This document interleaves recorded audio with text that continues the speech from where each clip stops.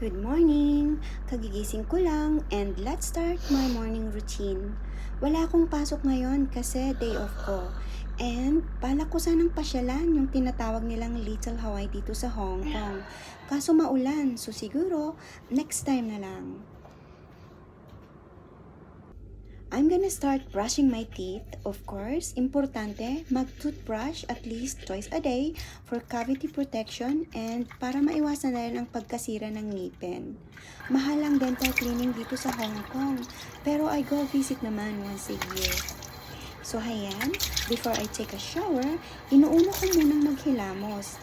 Hindi ko alam, pero I think it's a habit na sa akin na inuunang hilamos bago ligo. Char. Naglalagay muna ako ng eye cream every morning and nighttime to prevent wrinkles. Kasi alam nyo naman, tumatanda na tayo. And para ma-moisturize around my eyes, especially yung under eye kasi super dry siya. Then massage lang konti upwards bago ko isunod yung toner and day cream moisturizer all over my face. Include na rin yung neck ko. Last touch is my lip moisturizer and tada! Ready na ako for breakfast.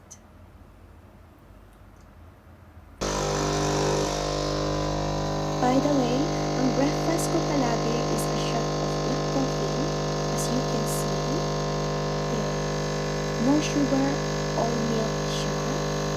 And pag-add lang ako ng water plus my collagen powder. Actually, 4 teaspoon of collagen powder with 2 ml of water. That is equivalent to a cup of water. And then, stir nyo lang siya until wala na kayong makitang lump sa water. And then, tada! Ayan, ready na to drink. You can try also, guys. It tastes really, really, really nice. So, maulan pa sa labas. Mamaya na lang ako lalabas for lunch. So, hanggang dito na lang, guys. See you in my next video.